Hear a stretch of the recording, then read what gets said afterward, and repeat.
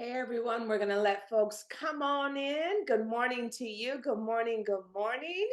I see some friends. Good morning, Dr. Moon. Always good to have you joining us. We're just going to give folks some time to come on in and join us this morning. And they're doing just that. They're all dropping in. I love it. Hey, while we wait for that, I would love to hear what's on your heart today, what's on your mind today. What one thing do you want to walk away with? What one thing do you want to learn today? Drop it in the chat for us, would you? I'd love to know and make sure we can kind of level set at the end to make sure we get kind of close to what you all were thinking and what's in your mind for today's session. So, good morning to you. We're going to start in just a few minutes. So, come on in and join us. Come on in, get your coffee. I've got my this cup looks rather large, but yes, it's not as big as it appears, I promise. Got my coffee ready to go. Good to see so many of you. Hello to you, Sarah. Hello to you, Peter. Hi, Mary. Welcome. Hi, Benita. Welcome. Excellent. Love it. Come on over. Come on in. We're going to start in just a few minutes. Thank you.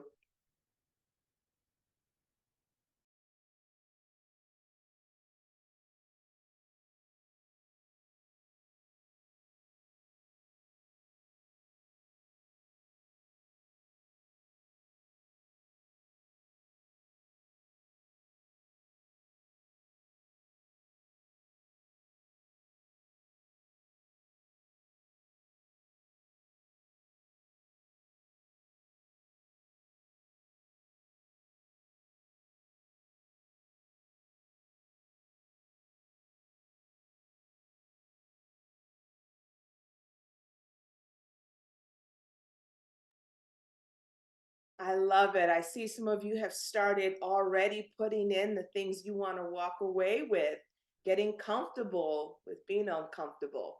Yes, that's a good one. I love that. Some folks are saying how to strengthen the team and make everyone feel safe. You're going to learn a lot about that today. So glad you all are here and so glad you are joining us. Good morning to all of you. My name is Joanna Deshay, and I have the great pleasure of serving as Executive Director of Diversity Leadership Alliance. And welcome. This is Diversity Leadership Alliance's 2024 webinar series on equity and social justice. And believe it or not, after 22 years, that's right, 22 years of driving progress around DEI, taking actionable steps, and having critical conversations. And as someone even says, I think it's Kara that says that uncomfortable conversations, that used to be our theme, we are navigating through 2024 with resilience and renewed hope for open minds and hearts around equity and belonging. Because as you all know, DEI, DEIB is under attack in several of our systems, and we want to ensure that those that are doing the work, those are doing the heavy lifting, are able to feel resilience and also renewed hope for the importance of the work that they're doing. There is still so much work to be done, and we are really truly honored to be here as a community with you this morning, giving you this safe space and place to have these important conversations. You're in for quite a treat today with two of who have become my favorite humans lately that are just really great people. And they're dynamic presenters that are here today to help empower you as leaders, empower your teams to create cultures of trust. Imagine having a workplace that was filled with trust, with trustworthy people. What a concept, right? So we're really hoping to get closer to that.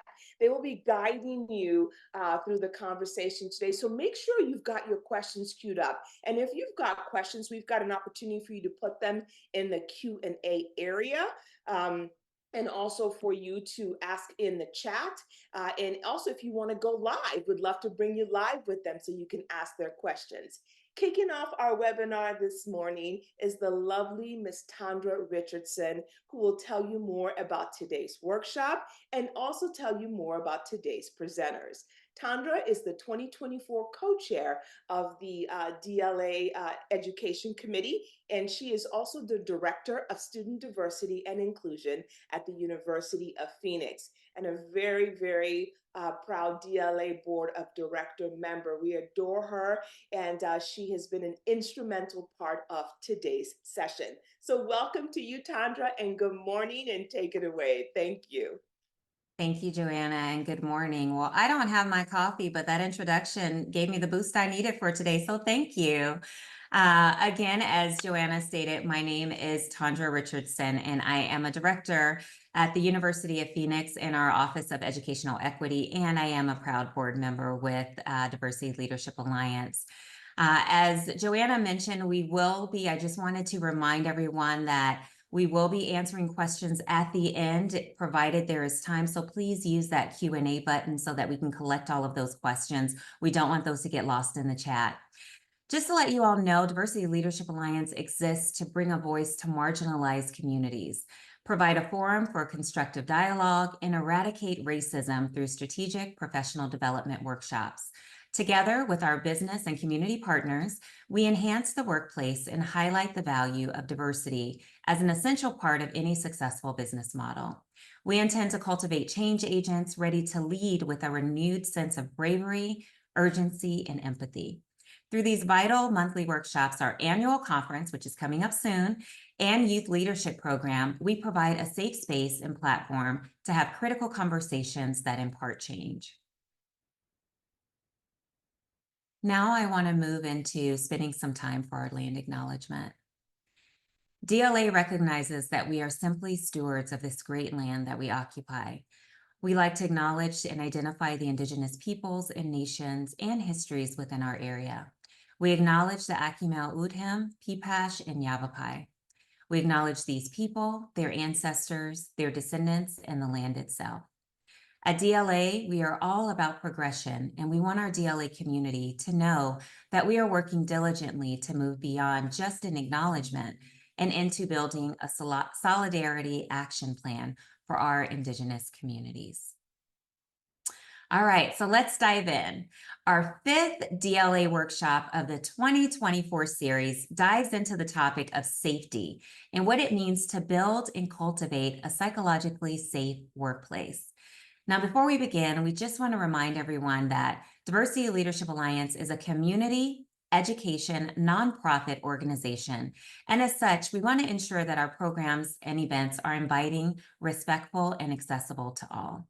So I'd just like to take a few moments to remind everyone about our community rules of engagement. You'll be able to see these rules on the screen. We're also going to have them added in the chat for you, just so that you can take a look, process them a little bit, and take them in. I just want to highlight a few of them. Most importantly, commit to foster greater empathy. Be respectful to the presenters and other attendees. And as a community space, we do want to let you know that we reserve the right to remove you from the discussion if you become disruptive. Okay, well, now that we've gotten all of that out of the way, our May DLA workshop was designed to help unlock the full potential of your diversity, equity, and inclusion initiatives by starting with the essentials, psychological safety. This transformative workshop was designed to empower leaders and teams to create cultures of trust, respect, and openness in their workplaces.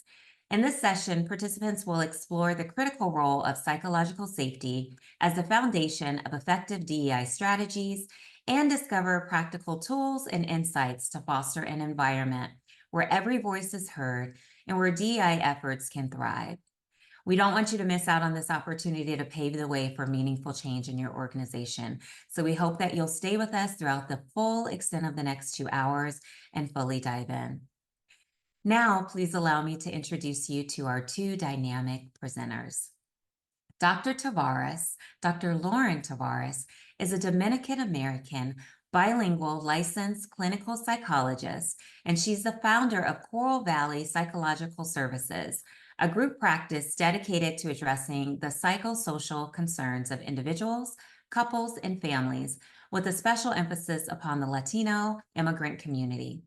Dr. Tavares' team at Coral Valley is comprised of bilingual Latino and Latina clinicians who join her in offering evidence-based psychotherapy and psychological evaluation services for a variety of purposes, including immigration-related concerns. Before becoming a mental health professional, Dr. Taveras was a dual language educator, instructional coach, and consultant in New York City public schools, during which time she also led a team of educators in the nonprofit sector. We also want to introduce you to her partner, Juan Taveras. Juan is a people-oriented human resources and diversity, equity, and inclusion professional with 18 plus years of experience designing, orchestrating, and championing inclusive workplace initiatives that foster psychological safety, strengthen organizational alignment, and increase engagement. Juan's unique blend of experiences and passion for the human resources profession make him an ideal partner for any leader looking to bring out the best in their team members. I'm now going to turn you over to the very capable hands of Lauren and Juan. We have been trying for months to bring them to DLA, and I'm so excited about their session today. Dr. Taveras, Juan, I'll turn it over to you now. Thank you so much, Tandra, for that wonderful introduction. And Thank you. good morning, everyone. Yes, good morning. Juan is going to go ahead and pull up our slides for our session today.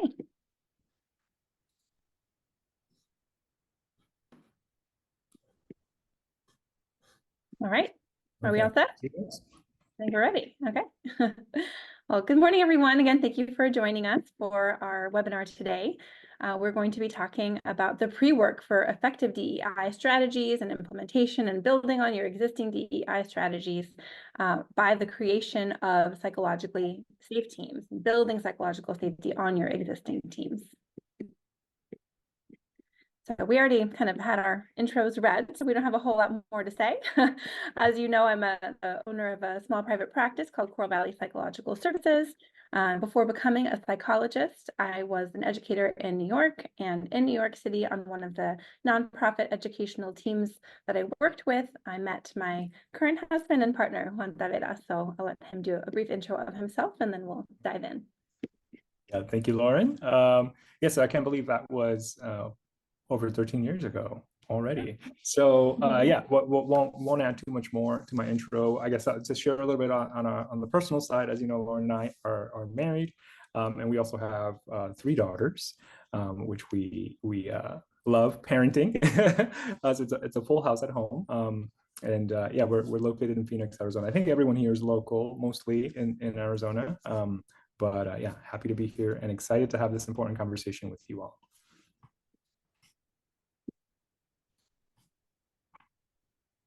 Okay, so we're going to start today with just a brief mindful moment to get us centered, to help us really focus in on what it is that we're talking about today. Then we'll talk about why psychological safety is so important to initiate, to build, to maintain on all the teams on which we work, regardless of your role in your respective organization. We'll then actually define psychological safety, what it is and also what it isn't, because there are a lot of misconceptions about psychological safety, what it's supposed to look like, what it's supposed to feel like. So we'll talk a little bit about that. Then we'll really get concrete about ways to foster psychological safety on your teams, which I think is why a lot of you are here based on the chat. So a lot of people asking questions, wanting to know more about how do we do this? How do we build psychological safety? How do we create inclusive teams? So we'll give you some tidbits there, and then we'll share some final thoughts and have time for open discussion at the end. We do want to mention that this is going to be very brief compared to other interventions and other courses and other trainings that we have offered together, Juan and I, on this very topic, and going a lot deeper and a lot more robust. And so know that we're just going to be skimming the surface today. And if you have more interest in learning more, we can certainly be available to talk more about your team's needs at another time. And we'll also share information for an online course that we have for independent learners who simply want to dive a little deeper on their own. So without further ado, let's go ahead and start with a mindful moment. So we really want you to focus in today, to be present to the extent that you are able, clearing your mind and heart of everything that might be on your mind and heart that will pull you away from today's discussion. A lot of times we are sitting at our computers thinking about work, because situationally, this is where we get our work done. So do your best to take some of those thoughts out of your mind, maybe jot them down on paper.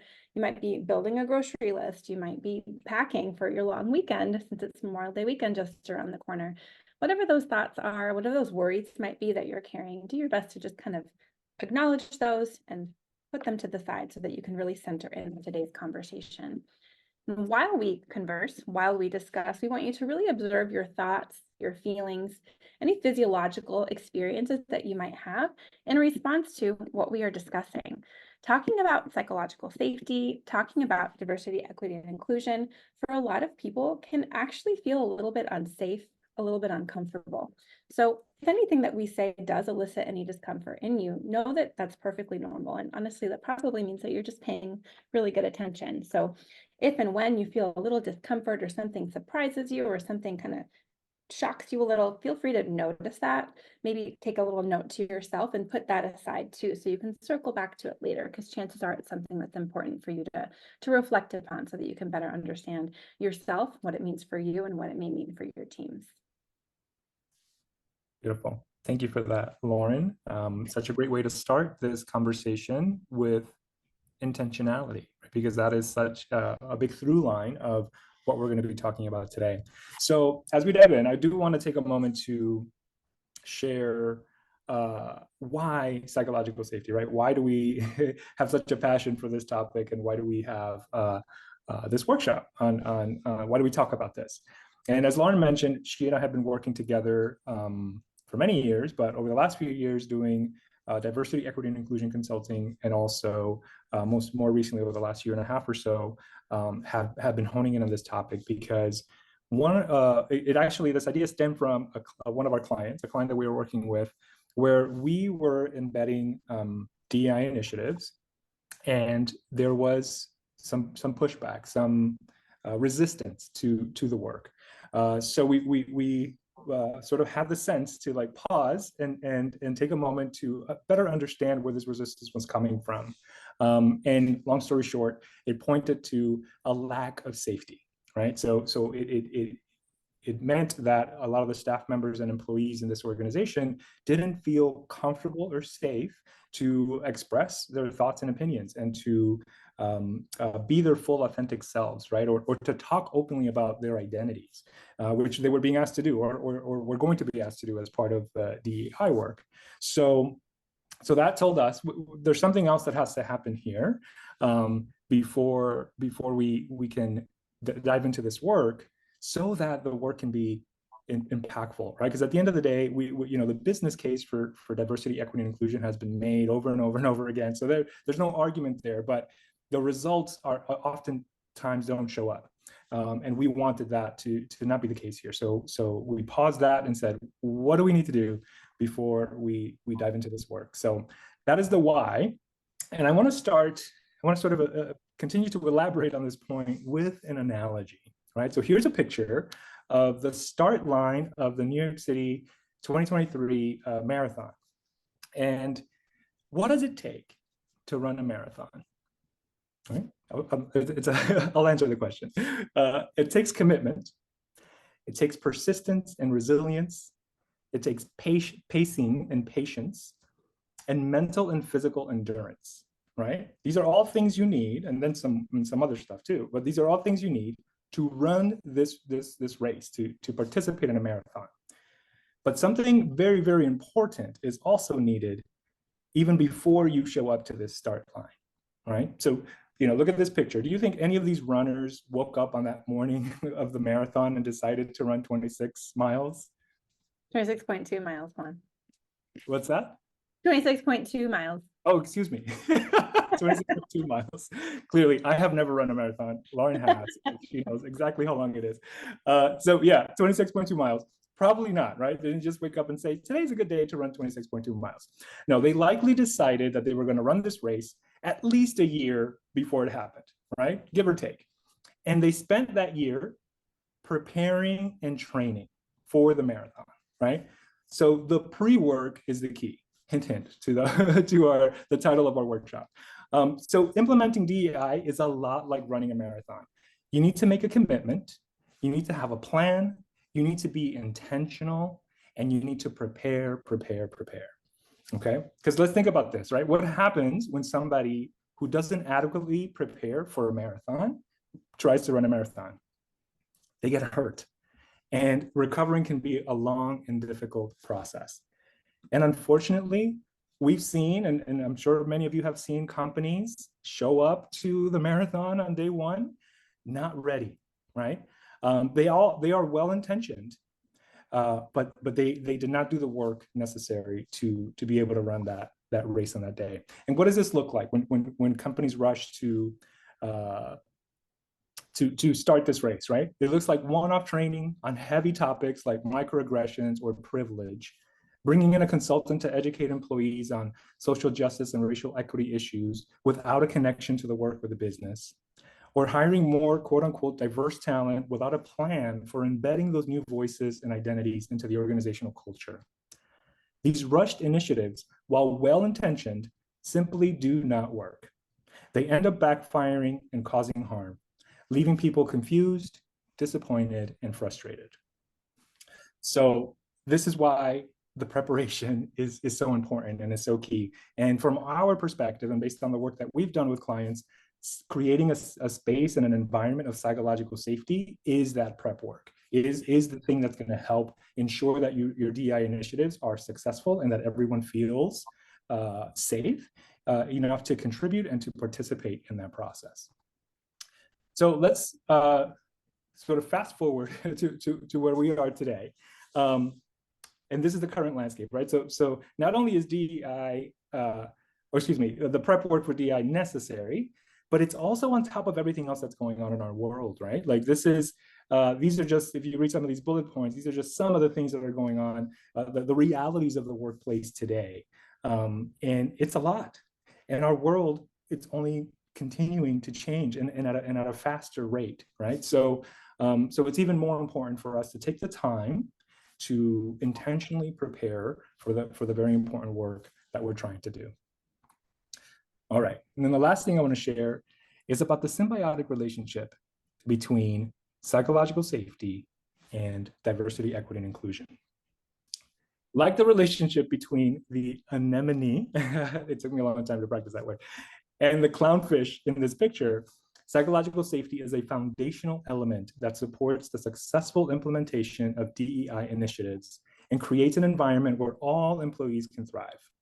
The way I like to think about it is that psychological safety is the container in which DEI can flourish, right? You need that safe space so that the DEI initiatives and programming and work can take place. Let's see. I just said, so psychological safety allows diversity to flourish, promotes equitable practices, and fosters inclusion. And there's more, right? With psychological safety, it helps to mitigate bias and microaggressions. A psychologically safe environment empowers employees to address and rectify microaggressions, which are subtle behaviors that perpetuate stereotypes and that may unintentionally marginalize and harm individuals. Open conversations about these instances contribute to a more inclusive workplace, something you can do when it's psychologically safe.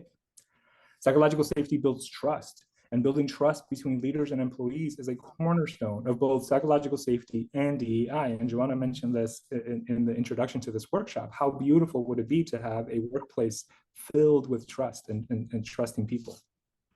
And an environment where employees feel trusted and valued contributes to a more inclusive and diverse workforce. And lastly, psychological safety fuels cultural transformation. And in many ways, diversity, equity, and inclusion work is just that. You're trying to transform a culture to be more inclusive, to be more open to different perspectives and ideas, and to allow the uniqueness of the individuals in those groups to shine, right? Implementing DEI initiatives requires a cultural shift. Psychological safety lays the foundation for this transformation by creating an atmosphere of openness and acceptance. Okay, I feel like I've drummed I've drummed the why drum quite a bit already, and you might be thinking, okay, this all sounds great, but what exactly is psychological safety? So Lauren is going to tell us, help us define psychological safety, and like she said earlier, help us understand what it's not also, and how it works. So. Thank you, Juan. So the term psychological safety, as you have likely observed yourselves, has become almost cliche in all of our workplaces, right? It's something we know we're supposed to have, but we might still not quite know what it is, what it looks like, and especially how to achieve it, right? As if it were something to be achieved we'll tell you later more about this, but psychological safety is an ongoing concern that we all need to be paying attention to and managing and mitigating threats on a regular basis, especially in our increasingly diverse workforce. So we'll just dive into a brief summary of where this term psychological safety came from and what it means to today, to us, and to all of you here on this call. So the term psychological safety was coined in 1990 by Dr. William Kahn, who was a psychologist at Boston University. He and his team wrote about the psychological conditions of personal engagement and disengagement in the workplace. And in their research, what they determined was that there were 3 essential ingredients to engagement at work: the perception of meaningfulness, the perception of safety, and the perception of availability. So his team came to these conclusions, interestingly, after studying work conditions in 2 really different settings: a summer camp and an architecture firm. So clearly super different, and still these ingredients they saw across these 2 environments. So tons and tons of research has been done since 1990 on this concept that has evolved into the term psychological safety. And in our increasingly diverse workforce, again, this is more important than ever for us to dive into and to understand. So more recently in 2019, Amy Edmondson, who's a professor at the Harvard Business School, published a book that you've likely heard of, maybe you've all read it, called The Fearless Organization: Creating Psychological Safety in the Workplace for Learning, Innovation, and Growth. So in this book, Edmondson defines psychological safety as the belief that the work environment is safe for interpersonal risk-taking within a climate that blends trust and respect. So she talks a lot about the business case for psychological safety and how people take risks, they're more creative, they feel more able to be themselves when they know that they're working in an environment that wants them to take risks, that allows for failure, and that involves trust and respect among colleagues and also across the different levels of an organization. So not long after, in 2020, Timothy Clark, who's the founder and CEO of Leader Factor, wrote another book on this wonderful topic, The 4 Stages of Psychological Safety, Defining the Path for Inclusion and Innovation. So in his book, Clark defines psychological safety as a condition in which you feel included, safe to learn, safe to contribute, and safe to change the status quo, all without fear of being embarrassed, marginalized, or punished in some way. So in summary, psychological safety can be understood as the ability to bring your true, authentic self to work, or really anywhere, without fear of judgment or repercussion. So this lack of fear is key, because when we feel safe, we are essentially experiencing an absence of fear, right? And this is important because of what happens in our brains and in our bodies when we experience fear. The very same neurobiological mechanisms required to maintain physical safety, what is necessary for your survival as a human, are at work when it comes to maintaining our emotional and our psychological safety. So I could really geek out on this topic and go on and on, but I have put it into a bit of a summary for the purposes of our presentation, our conversation today. Essentially, our reptilian brains, when we feel unsafe, work super hard to protect us from any kind of perceived threat by triggering what's often referred to as the fight, flight, or freeze response, which you've all heard of before, right? Or the human stress response. This actually happened to me recently. The other day, Juan and I were out for a hike and we encountered a rattlesnake. And while I'm a huge fan of most creatures that I've seen on National Geographic or at the zoo, my brain knew that in that moment I was not sitting safely on my sofa. So instead of oogling at this fascinating creature and like getting super close to see what it looked like and to see if it was a diamondback, my evolutionarily adaptive amygdala fortunately took over, right? Initiating, in this particular case, a freeze response. So prompting me to stand still and wait for this snake to slither on by. So when the fight, flight, freeze response is initiated, your amygdala, which can be thought of as your brain's fear center, essentially sounds some alarm bells to tell the rest of your body and brain to do a whole slew of things to keep you safe, right? And you can see an overview of what some of these things are on this little diagram. But in summary, some of the functions that are triggered by the amygdala include the secretion of adrenaline into your bloodstream, increased oxygen flow to your lungs so you can breathe more in a superficial way and faster, improved eyesight and hearing to keep you safe, right? Increased heart rate, improving blood flow to your arms and to your legs to prepare you to flee or to fight, or in some cases, like in my rattlesnake example, to freeze and just kind of pray to not be seen, pray to not be bitten. So this is great, right? Wonderful that our brains and bodies can do this to keep us safe. And it's a very welcome response when, for example, you encounter a deadly snake in the middle of the desert. But our fight, flight, freeze reactions can also be triggered by everyday threats in modern times, right? In our modern lives. So waking up and realizing that you slept through your alarm, encountering a traffic jam when you have a meeting or a job interview, or perceiving a microaggression in the workplace. So these threats may not objectively involve life or death situations, but the subjective implications of these threats can still elicit the same degree of intensity because your amygdala, your reptilian brain, can't tell the difference between a big deal, a potentially lethal snake bite, and a smaller deal, maybe a little water cooler drama. So how is all this related to the pre-work to diversity, equity, and inclusion initiatives? Just like our brains trigger a fight, flight, freeze response in response to threats, as a survival mechanism, the human brain is pre-wired to calculate risk to prevent us from encountering any kind of harm. So outside of our conscious awareness, our brains are constantly calculating the pros and cons, the risks and the rewards of any given decision or interaction. And risk calculation is particularly heightened in group settings when, from an evolutionary point of view, belonging to the in-group increases our chances of survival, right? When I'm with my in-group, I believe and feel and trust that these people have my back, right? They'll protect me from, say, a tiger in the jungle or a rattlesnake in the desert, or at the very least, they will die trying, right? So what happens when at work, you don't feel like you're with your in-group, right? What happens if you're not sure who you can trust, who's on your team, who's your enemy, and who is your friend? Probably, rather than bringing your true authentic self to work, you'll be busy, consciously or unconsciously, engaging in what we call impression management, right? To continue to protect yourself from undue harm.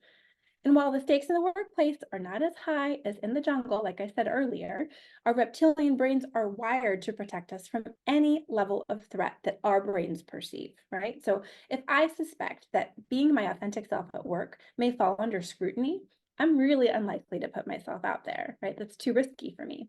I'm definitely not likely to openly engage in uncomfortable conversations about identity, about privilege, about differences, basically anything that falls under the ever-broadening umbrella of DEI, if I don't feel psychologically safe in my work environment.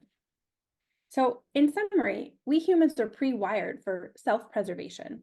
While our early ancestors avoided risk-taking to prevent themselves from getting eaten by tigers, in a modern-day workplace that is not psychologically safe, this translates into our avoiding risk-taking to prevent anything ranging from interpersonal discomfort to the threat of losing our jobs, right? Which leads people to all kinds of unhealthy and unhelpful, unproductive work behaviors like walking on eggshells, suppressing important parts of themselves, and simply falling in line for being for fear of being canceled, judged, or even fired.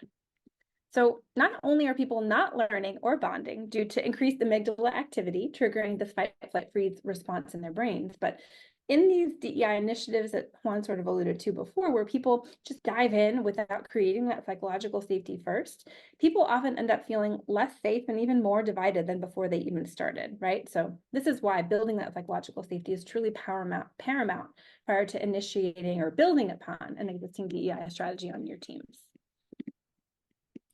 So we'd love to ask you, what comes up for you when you think about psychological safety in your work environment? So based on what we've talked about so far or your own experience with psychological safety, get specific about what it looks like, what it feels like, what it sounds like. And you can feel free to answer this question using the Mentimeter link on this poll, and your answers will anonymously pop up here on the screen for us to look at and to comment on, to engage in a brief discussion. And that link is in the chat, so you can go ahead and click on it there. The link in the chat will take you directly to the window where you can participate. But if you're on a mobile device or prefer to use it to log in on a different device, you can go to menti.com and enter this code at the top of the screen here, 87802819.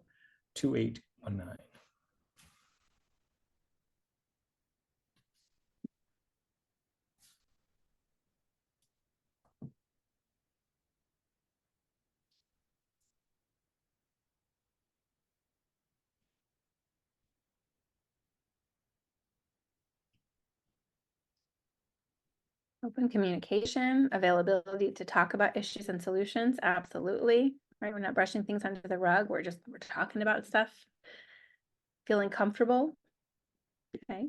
Everyone would be accepted and feel like they add value, non-judgmental, not being expected to be perfect at all times, sure. So that back to Edmondson's comments about risk-taking and kind of failure being encouraged, actually expected.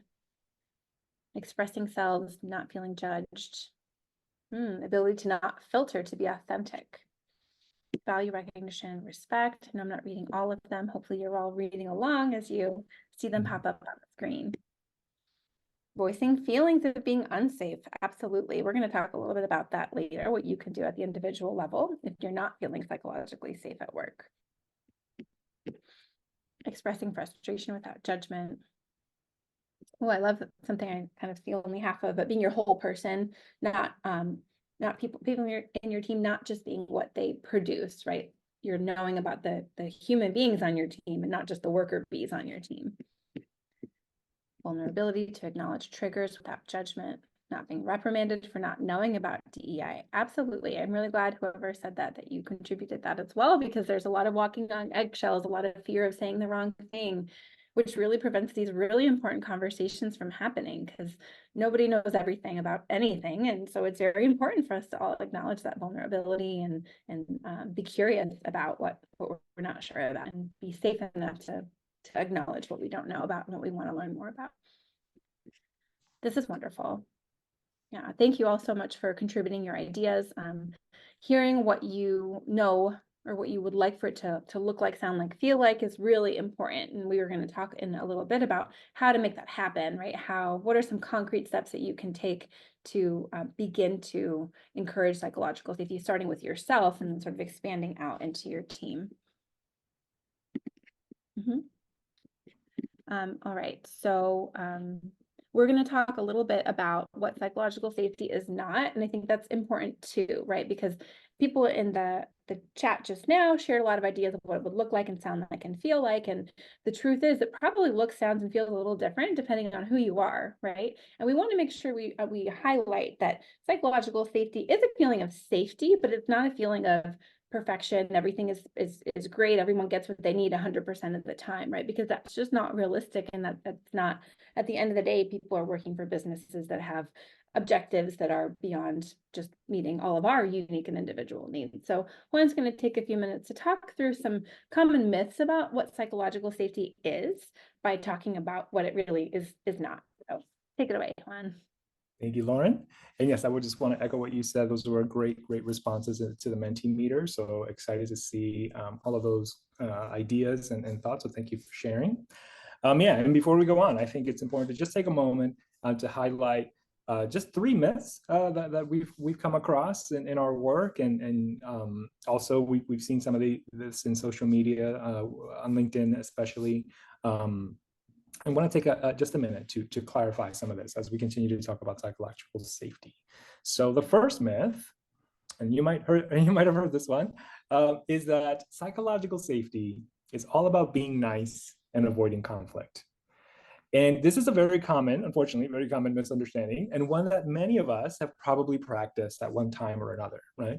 Have you ever not shared an opposing view about a topic or an idea in a meeting for fear of being judged or being perceived as mean or unagreeable? Have you ever not shared feedback with someone because you didn't feel like dealing with the backlash or you didn't want to hurt someone's feelings? This happens. We've all been there. So it's perfectly natural. But in order for us to develop true psychological safety in a space, we have to understand the truth. The truth is that while kindness and respect are key attributes to promoting psychological safety, it does not mean we should avoid difficult conversations or constructive criticism. Psychological safety is not about keeping the peace or not making waves. Instead, it's about fostering an environment where people feel they can share their thoughts without fear of judgment, something we heard a lot in the Mentimeter poll. Psychological safety encourages respectful and constructive dialogues and viewing disagreements as opportunities for growth. And this is one of my favorite things, right? Because oftentimes avoiding conflict means it looks like if 2 people disagree, I rather let's put some space between those individuals, as opposed to having those folks lean in to that, right? This disagreement means there's an opportunity for both individuals or whoever else is involved in this situation to learn and grow from this. It does not mean that one person is going to change the other person's mind, or one person's right and one person's wrong. It's just a different perspective. And we all have the ability to broaden our perspectives and hold more than one perspective in our minds. So practicing that. So in order to debunk this myth, we have to do a few things, and I'm going to try not to unpack these too much here, but creating a culture of feedback on your team. And when I say feedback, if you're like me, you probably have heard this word a lot, and you think criticism, or you think tell people that when they're doing something wrong. But feedback is also positive. Like share. This is what I mean by constructive feedback. That it's, you also acknowledge what's working and what's being done well. You acknowledge effort, and you acknowledge the process, right? That somebody is trying something. They might have taken a risk, right? So that's all feedback. And when you create this culture of feedback, meaning that feedback is expected, right? So it's not a surprise. It doesn't happen once a year. It is just a natural part of the day-to-day in the workplace. Then that helps to create safe spaces, right? So you share your thoughts and maybe criticisms constructively, empathically, and without making it personal, right? And you have to lead by, like this, we're going to talk about this in the next slide, myth number 2, but you have an opportunity here to lead by example. Number 2 here. Okay, so cultivating a growth mindset. Again, we can do a whole session on just growth mindset alone and the research that has been done on this topic. But the idea of helping yourselves, but also your peers, and if you're leading a team, your team members, shift from having a fixed mindset to a growth mindset. So when they encounter challenges or problems or disagreements, instead of seeing a wall, they should see an opportunity, right? An opportunity to think differently, to try something different, to explore a different perspective, right? And this kind of mental gymnastics, if you will, gives us the ability to be more resilient and to manage change and dynamic environments more appropriately. And then lastly, embracing constructive conflict. This is what I said earlier. I got excited about this one because I am very conflict averse. Lauren will tell you. But this idea of constructive conflict is, again, about acknowledging that when there is difference, there is an opportunity for dialogue, right? There is an opportunity for us to express curiosity and to say, hey, there might be something I don't know. So, which there is, right? There always is. So let's take a moment here to better understand this other person's perspective and where they're coming from, and obviously that hopefully that would be reciprocated. So you get an opportunity also to express your thoughts and feelings and where you're coming from, and then see what happens. Oftentimes, and this is again from personal experience, my mind is shifted. I learned something that I hadn't known before, or it's a different way of looking at something that I hadn't considered. So these are all just, again, like Lauren said earlier, we're skimming the surface here a little bit, but these are all ways that you can debunk this myth that psychological safety is not about being nice. It is about challenging each other and ourselves in constructive and caring and even loving ways, right? So that we can be better together. Which brings me to my next slide, the together slide here. All right, another common myth number 2, is that psychological safety, especially if you're in the workplace, is one person's or one group's responsibility. And by that I mean, you think it's your leader's job to promote psychological safety, you think it's HR's job, or you think it's the senior leader's job. And none of those, all of those things are true. It's every leader's job, right? But it's also everyone's responsibility. Like no matter what role you have, whether you're an individual contributor, what place in the org chart you sit, you have the ability to influence how safe a space is, right? You can make a comment that might make someone feel unsafe. You can behave in a way that makes other people feel unsafe. So with that, following that logic, you also have the ability to create safety by being very intentional and being mindful about how you show up, right? So this is about, psychological safety is about fostering mutual trust, respect, and open communication on your team. We can also look at this through a more logical perspective, right? The fact is, what I just mentioned, that everyone in a team or group has the ability to impact that team or group. So the reverse of that is also true. So we have to take ownership of this authority, essentially, that we have when we show up into a space and say, how am I creating safety here, right? So it's everyone's responsibility. So how do we start? Oh, I meant to click there while I was talking. How do we debunk this myth? Let's start here. Leading by example, right? I just mentioned that you take ownership for the part of the work that you own, right? You can't control other people's behavior, but you can control your own. So you have to start there. And we're going to talk, Lauren's going to talk a little bit more later on about that, the importance of that work, that self-work. We also want to promote a shared purpose, right? A sense of shared purpose, because this is going back to, I think somebody mentioned this in the chat earlier, where there is often a lack of safety comes from, or I think it was actually you, Lauren, this idea of the in-group, right?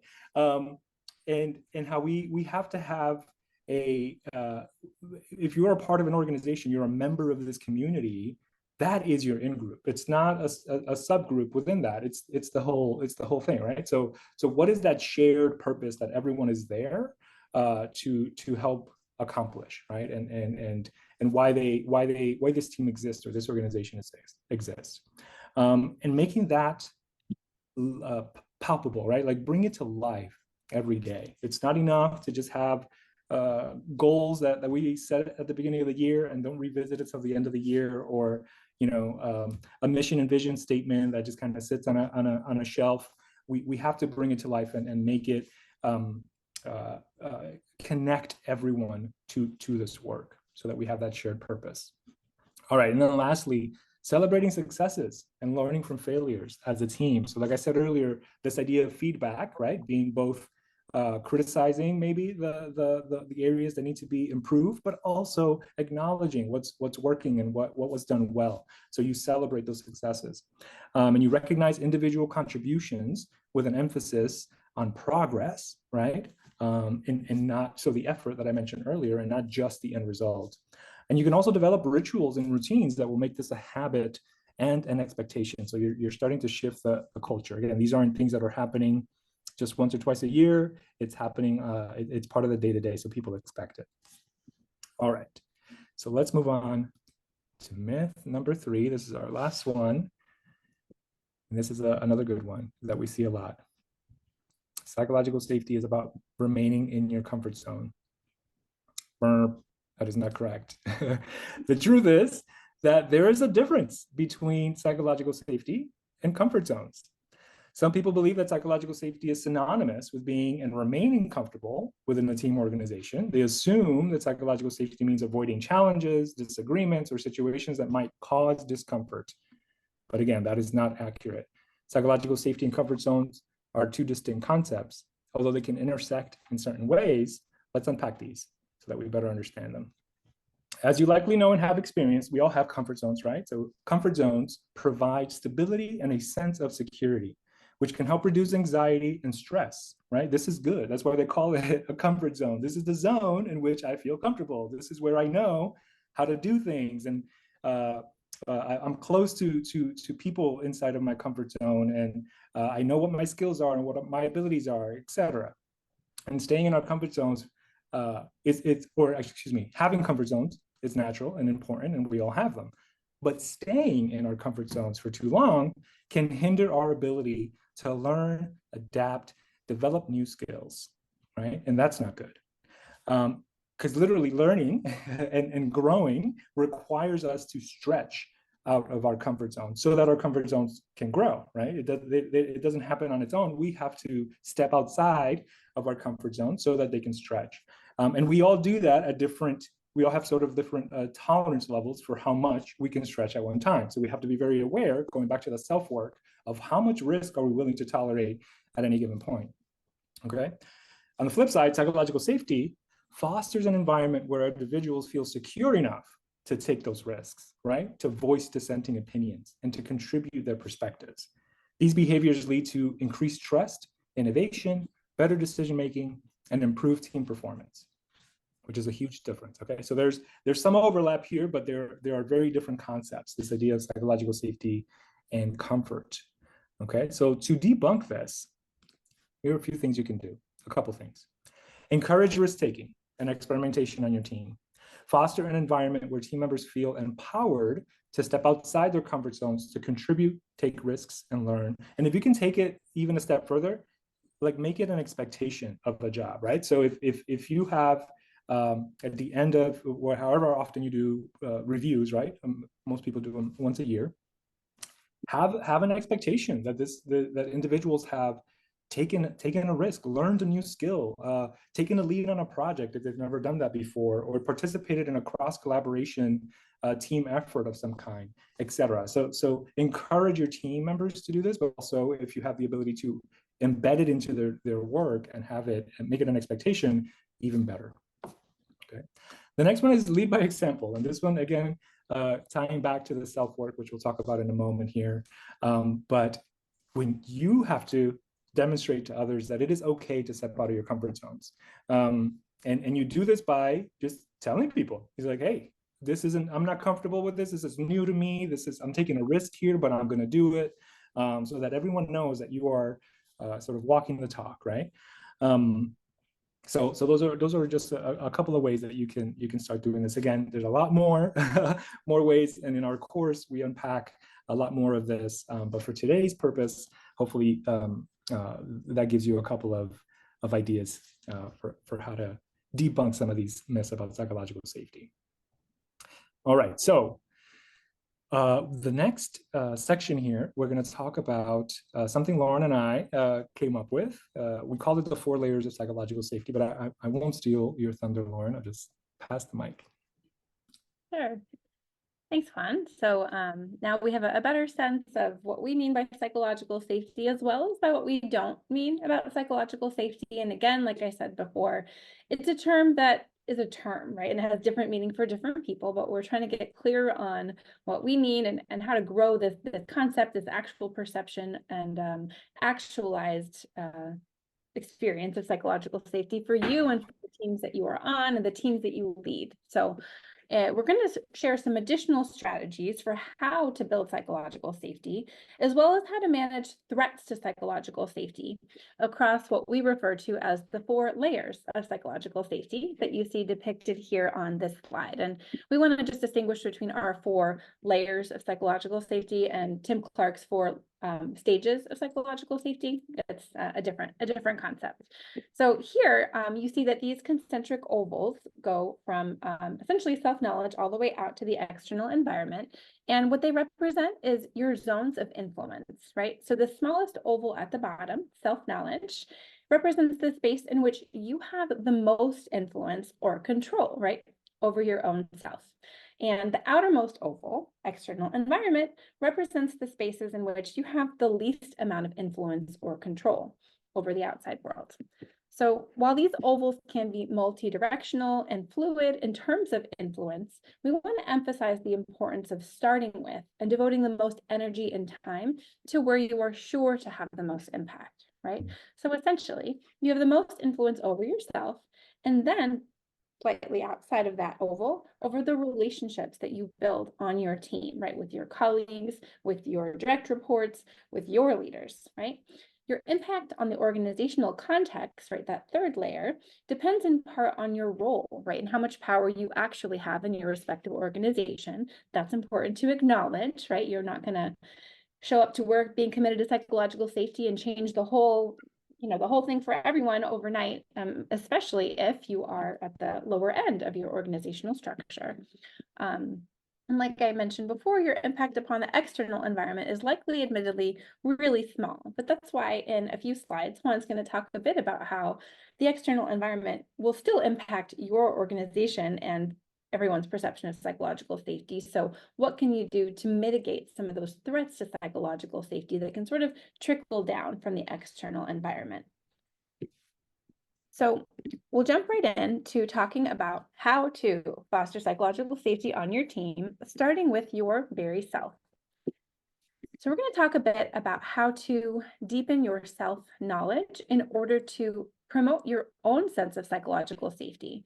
Because before you can foster the experience of psychological safety for other people, it's really crucial to understand what contributes to and takes away from your own perception of psychological safety in the workplace. You can't help other people feel safe if you yourself don't feel safe, right? That doesn't make sense. It's sort of backwards, unless you're really good at faking it, right? But even then, eventually, people will not feel safe despite your feigned safety.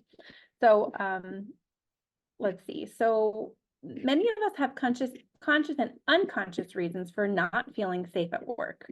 And part of this may be because your work environments are actually unsafe or unfriendly, right? To risk takers, to creativity, or to other facets of our complex identities. We may have actual legitimate reasons for worrying about how we will be perceived if we express our true authentic selves without fear of repercussion. Will we lose the respect of others? Will we be viewed as incompetent and put our promotions at risk? Will we get fired, right?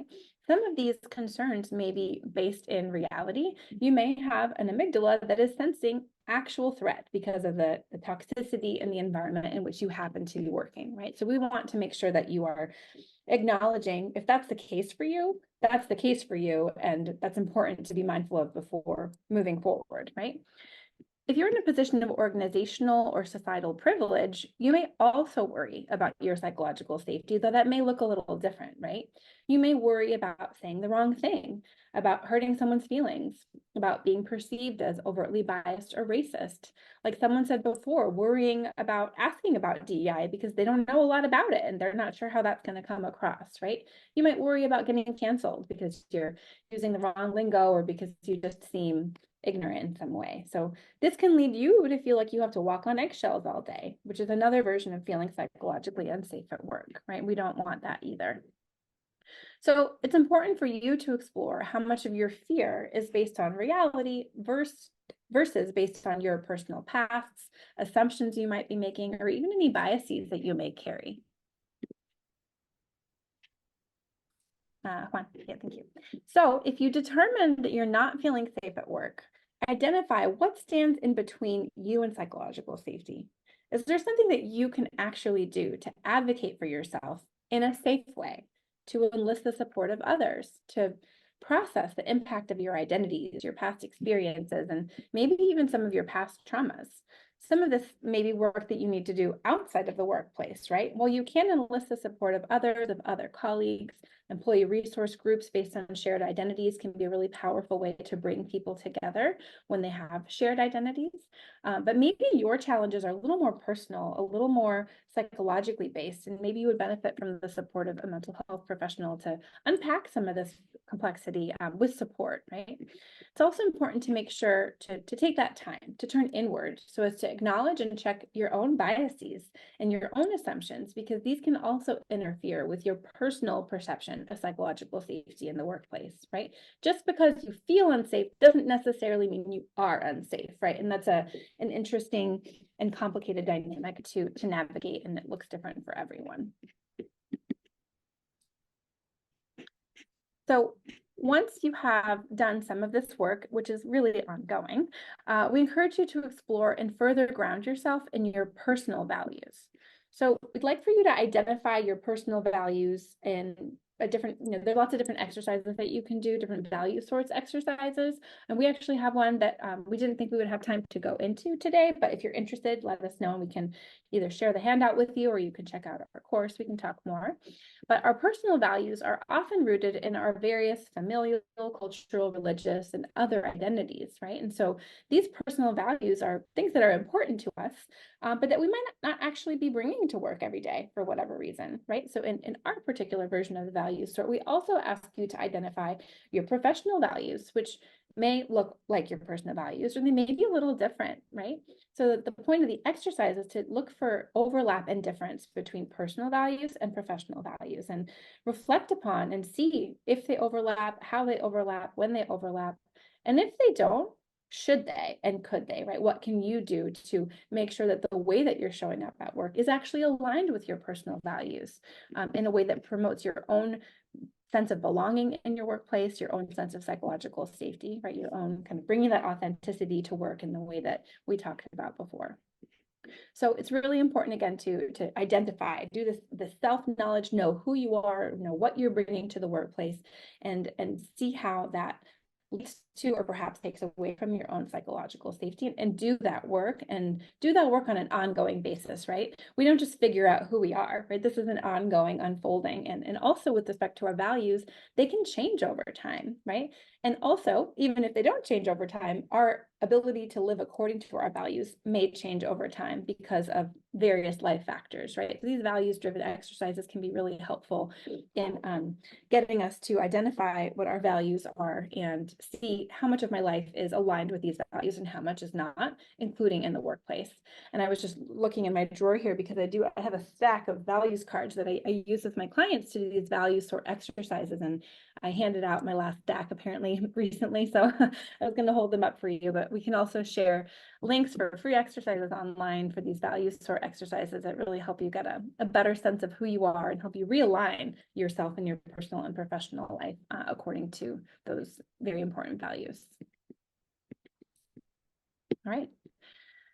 So on the next layer, right, we're going to talk a little bit about how to influence the perception of psychological safety, the experience of psychological safety with your teammates, right, which has to do with those relationships. I know earlier we were talking about this myth of being nice and avoiding conflict, and how it's actually really important for us to pursue dialogue and to talk about things and to give feedback, right? But dialogue and feedback are unsafe if we are not feeling like we're in relationship with the people that we are working with, right? If we don't actually know who these people are, right? Knowing who people are starts with being curious about who they are, right? And so it's very important for you to express curiosity into the people that you are working with, right? Get to know who they are, not just what they do, right? We're not measuring each other based upon our skill sets or our prospective contribution to our collective goals. Instead, I care about who you are as a human being, right? And that's something that I saw earlier in the Mentimeter poll, someone saying, I know who I'm working with, I know about their family, I know about their personality, their preferences, right? They're not just cogs in a wheel, right? So while I'm encouraging you to express curiosity, please hear that I am not encouraging you to ask invasive questions about your colleagues' personal lives, or to assume that you are entitled to information that maybe none of your business, right? And so this is delicate. You have to be careful about this and really get to know the people that you're working with, and try to sense kind of their level of openness. This can be even more complicated in a virtual world, right? Those of you who work remotely may have an even harder time really getting to know your colleagues. And so that's a whole other ballgame that we have more strategies for that we don't have time to go into today. But I am suggesting that being curious about your colleagues and your teammates and your direct reports can involve modeling and prompting opportunities for familiarity that promote psychological safety and belonging, rather than kind of like bulldoze over people's boundaries, right? So, for example, before a one-on-one meeting, you can very casually just ask about someone's weekend, ask about their family, ask about their new puppy. And importantly, care about what they say. Remember what they say, right? It's not just lip service. We want to actually learn about people's lives and follow up, right? If you heard on Friday that your colleague's spouse wasn't feeling well, the next time you see them, follow up. How's your spouse doing today? I hope they're doing better, right? And these seem like so obvious, but in our super busy work culture, we often don't take the time to do that.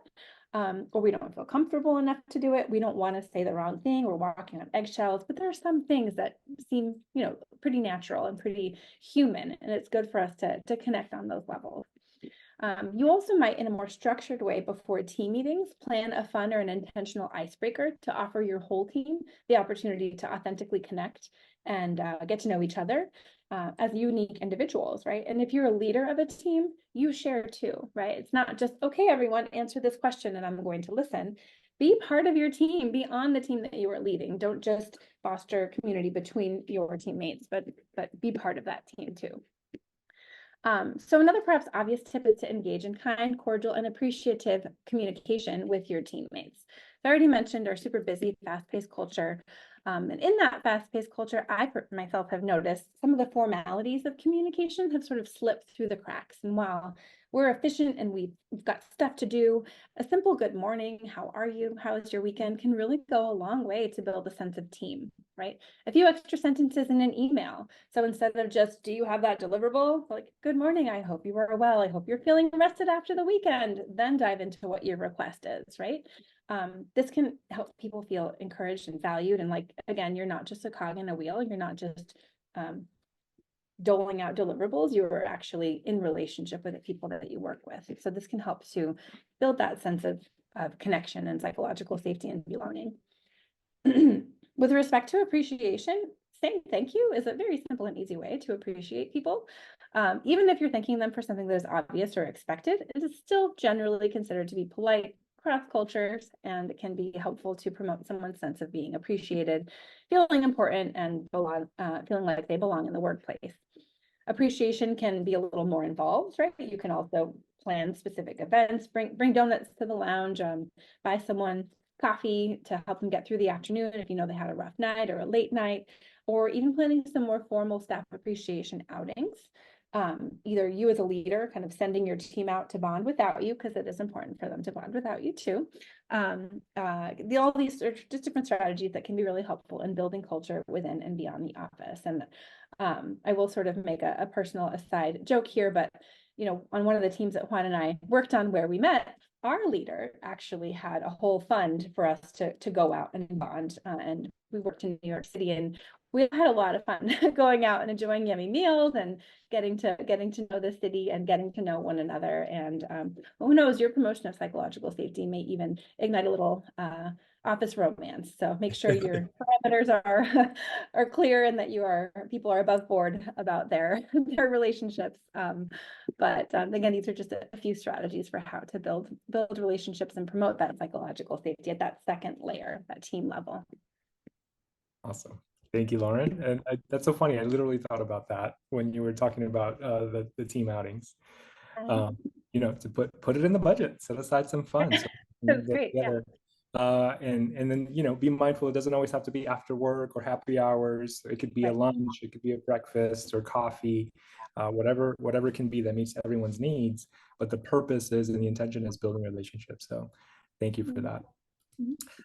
All right, so let's move on to the third concentric circle in our 4 layers, which is the organizational context, right? And like Lauren said earlier, this is again, you're getting further away from that first circle of self.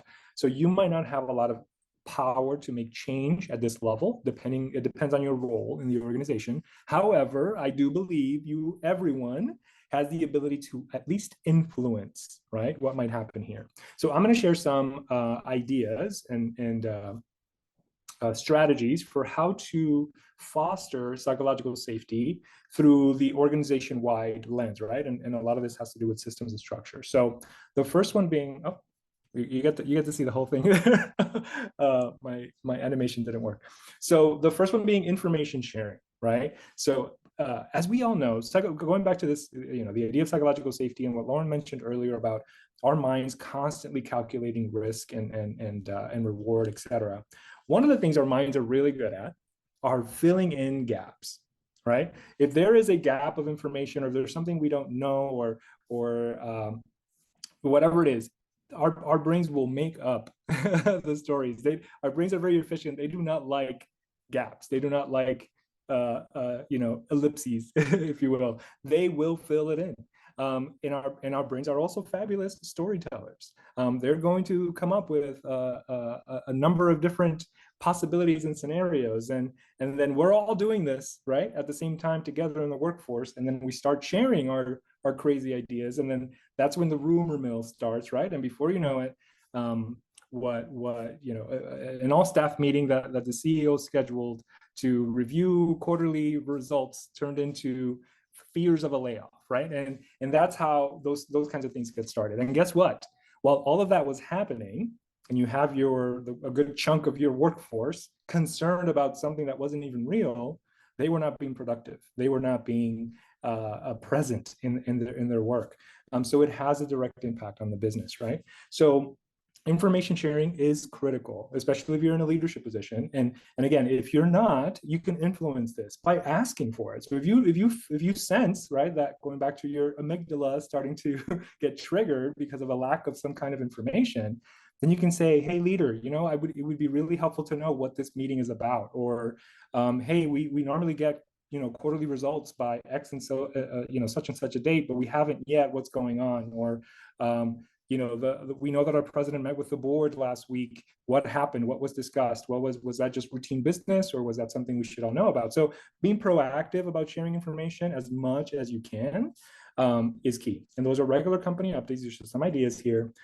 Team and all staff meetings. So if you have a team, obviously weekly or bi-weekly meetings where you share updates, organizational updates, you share about information you have access to that your team members don't.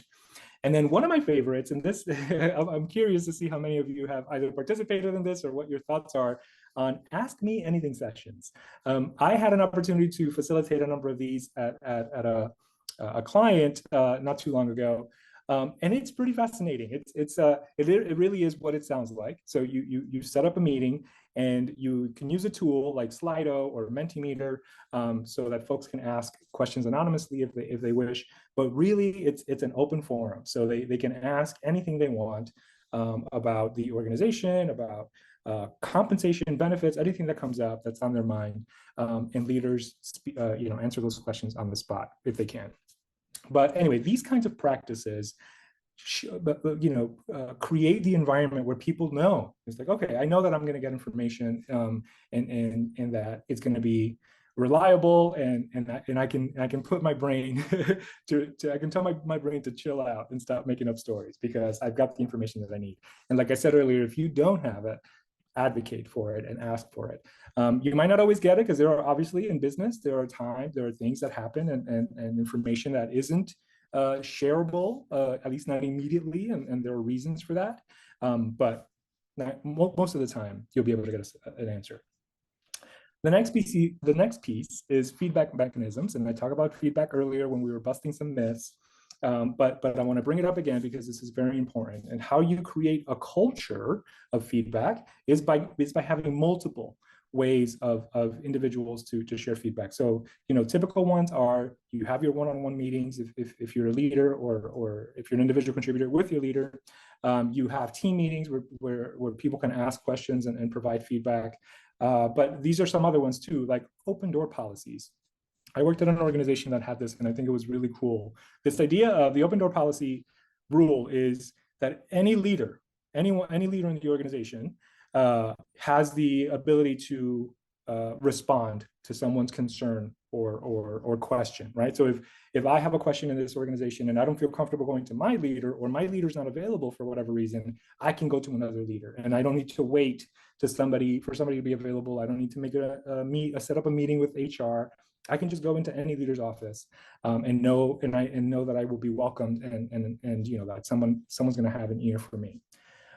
Pulse and engagement surveys. This is kind of pretty typical. I mentioned earlier that a lot of these surveys, I think I did, tend to happen annually, but it's best if they happen more regularly. Especially pulse surveys are usually 1 or 2 question surveys that go out once a month, or maybe even more frequently about a very specific thing. Those are really cool just to get feedback on something immediately, right? So, we just had a retreat. This is hypothetical. Here's a quick survey on this very specific event, and how did it go? What worked? What didn't work? What would you like to see next time, etc. So give people an opportunity to engage that way. Anonymous reporting. This is really important, especially when it comes to situations of people feeling unsafe, whether it's things like sexual harassment or discrimination, but even microaggressions and things that show up in the day-to-day that may not be in the employee handbook, right? But still triggered an emotional response. You should have an outlet for that. Your employees should have an outlet for that. So setting up systems or a platform where folks can share feedback anonymously is also very important. And then one of my favorites is skip level meetings. This means that your leader's leader meets with you on a regular basis. That could be once or twice a year, but it's an opportunity for that person to hear directly from you how how your relationship is with your leader, and it's helps hold your leader accountable, gives you an opportunity to provide feedback, again, the good and maybe not so good, and it's just another forum for you to be able to express yourself and any concerns you might have. And that actually works both ways too, right? So the skip level meetings, you can also request time with your leader's leader in those kinds of setups, right? So keep those things in mind.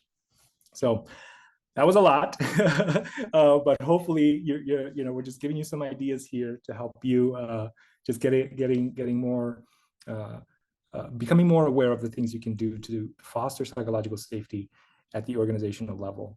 And here's a few more examples. I've got another slide here. Transparent policies, this might be a no-brainer, but things like zero tolerance policies in your handbook, again, like around sexual harassment, discrimination, those kinds of things. And then being super transparent and clear about typical processes like your hiring process, your promotion process, when performance reviews happen,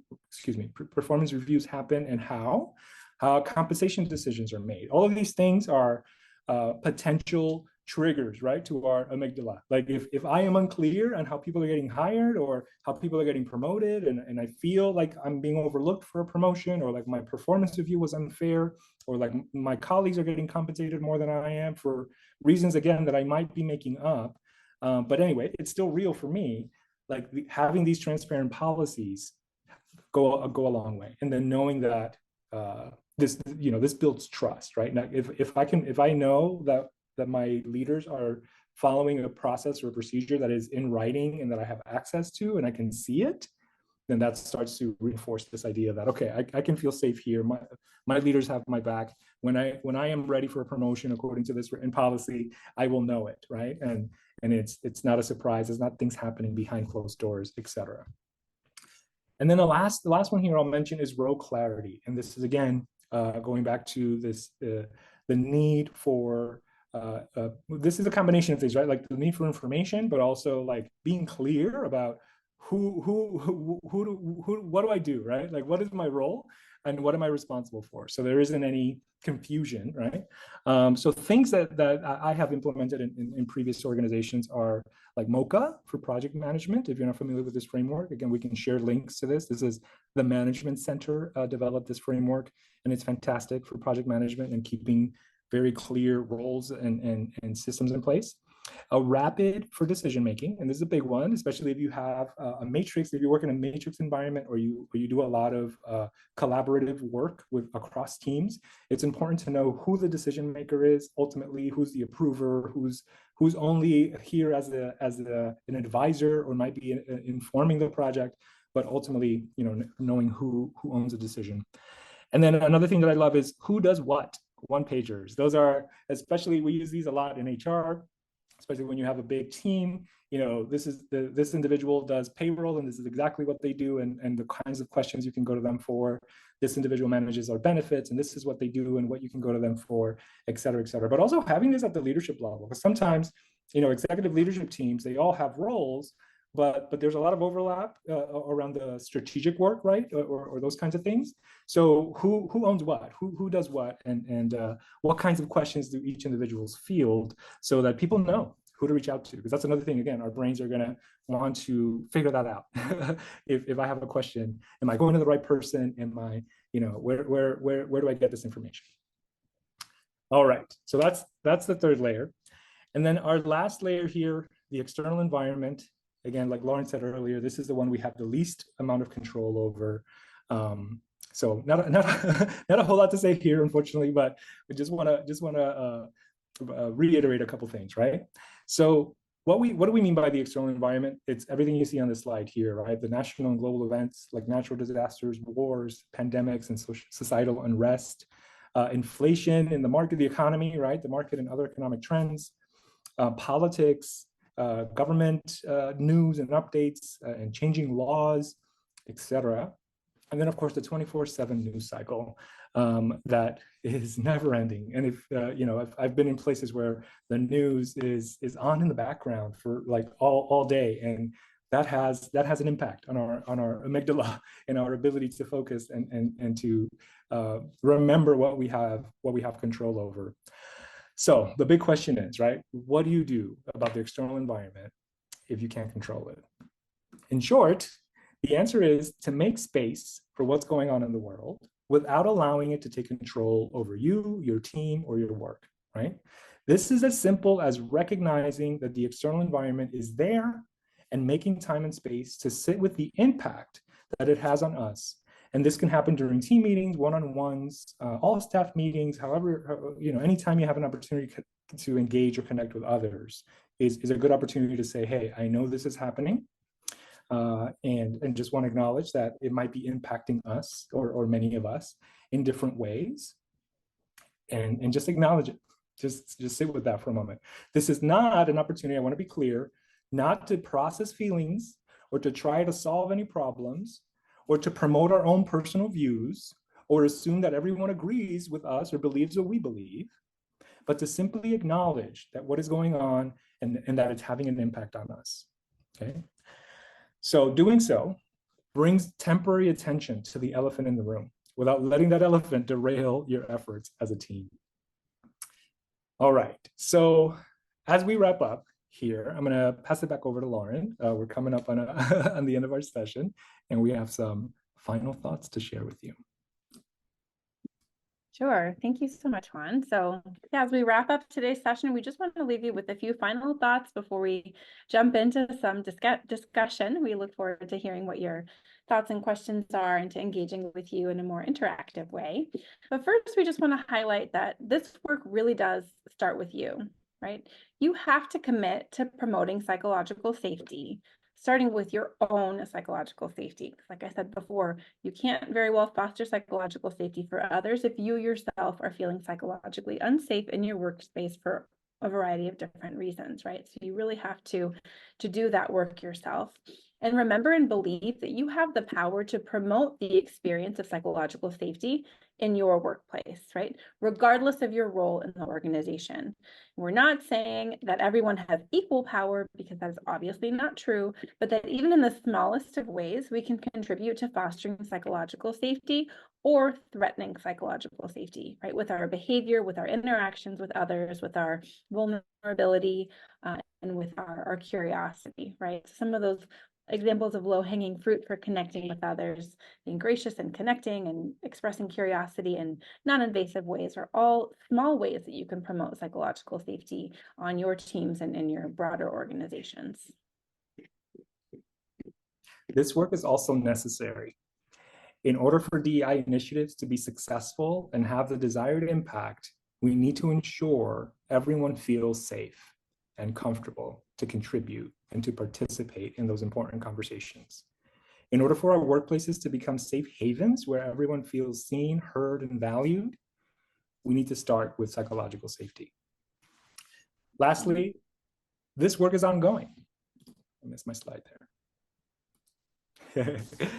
We are on a journey, and unlike a marathon, tying this back to that example from earlier, this work does not have a finish line. So we have to be in it for the long haul. We have to build up our resilience and our adaptability and flexibility. And a lot of that starts with this self-work around psychological safety. Thank you all so much. We hope you enjoyed today's session. And like Lauren said, we're ready to have a fun discussion here. That was amazing. Thank you. I was like feverishly writing. I'm like, oh, questions. We do have, you all are great. I wanted to just let you know, we do have several questions that I will get to for us to ask. But what I would love for you all to do, and as they mentioned, this is just like the tip of the iceberg, right? In terms of a kind of a full-fledged course that is done. So what I would love is, Lauren, if you all and Juan could just talk a little bit about the course itself and the certification around the course. So as those are looking, and there's some comments in here, yes, amazing workshop. So I just want you to know we're getting some chatter about what people are feeling about the workshop so far. So thank you for that. But share a little bit about the course that you all have developed and kind of the CE credits around that.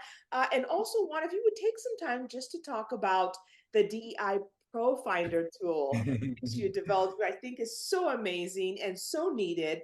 And everyone on here will be so thrilled to know that such a tool exists. I want to just take the time to just kind of talk a little bit about that. So if you would do that, I would greatly appreciate it. Yes, happy to. Thank you so much, Joanna, for giving us this platform and for having us here today. I'm loving the feedback in the chat, and so excited that the content has been found helpful and useful. Yeah, so I'll try to be brief, but I'll just go over. Fun fact: I meant to say this during our intro. Today is DEI ProFinder's official second birthday. So it turns 2 today. I say official because the idea was born in February of 2022. Lauren and I were sitting around one day talking about, I was actually, to be transparent, I was venting about a DEI issue I was working on at my previous organization. And I was struggling with finding the right fit, what I call the right fit consultant for some of the work that we needed to do.